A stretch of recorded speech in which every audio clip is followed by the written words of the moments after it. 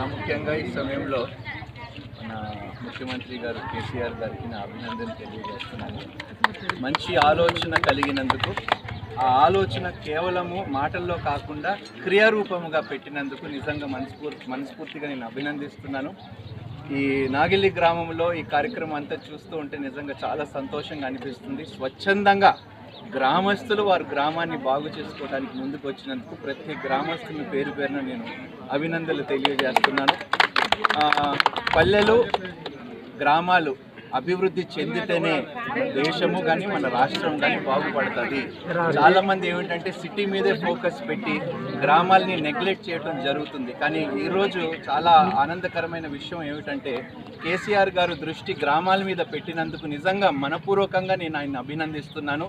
గ్రామాలు వర్ధిల్లుతేనే మనుషుల యొక్క జీవశైలి కూడా బాగుపడుతుంది. కాబట్టి నిజంగా అభివృద్ధి చెందవలసింది పట్టణము కాదు, గ్రామాల్లో ఎడ్యుకేషన్ కూడా బాగుండాలి. గ్రామాల్లోని అనేక సంక్షేమ పథకాలతో పాటు అనేక మరి చదువుకు సంబంధించిన కార్యక్రమాలు కూడా ఇక్కడ జరగాలి. కేవలం పట్టణంలోనే కార్పొరేట్ హాస్పిటల్స్ కాదు, మళ్ళీ కార్పొరేట్ స్కూల్స్ కాదు, గ్రామాల్లో కూడా ఒక దృష్టి పెట్టాలి ప్రభుత్వం.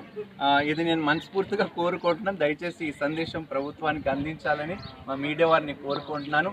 మంచి చదువు ఎందుకు అంత దూరమే ఉండాలి, చేతికి దగ్గరలో ఉంటే బాగుంటుంది. గ్రామస్తులకు కూడా కొంచెం పిల్లలి వైఖరిలో కూడా కొంచెం దృష్టి పెట్టాలి ప్రభుత్వం కూడా అని నేను మనస్ఫూర్తిగా ఆశిస్తున్నాను. ఇక్కడ జరుగుతున్న కార్యక్రమాలను బట్టి నేను చాలా సంతోషిస్తున్నాను. ఒక మాట మీ అందరి ఊర్ల వారికి చెప్తున్నాను, మనం సహజంగా మన రాష్ట్రంని కానీ మన భూమిని కానీ తల్లితో పోల్చుకుంటాం.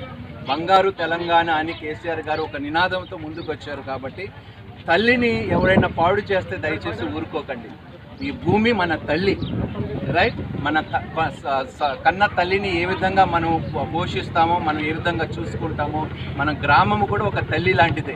మనకి తిండి పెడుతుంది, మనకి పంట పొలాలు అన్నీ ఇస్తుంది, మనకి నీళ్లు అన్నీ ఈ భూమి మనకి ఇస్తుంది. కాబట్టి మీ గ్రామాన్ని, మీ ఊరిని చక్కగా మీరు బాగు చేసుకోండి, చక్కగా పరిశుభ్రంగా ఉంచకండి, మీ తల్లి గౌరవాన్ని మీరు కాపాడుకోవాలి.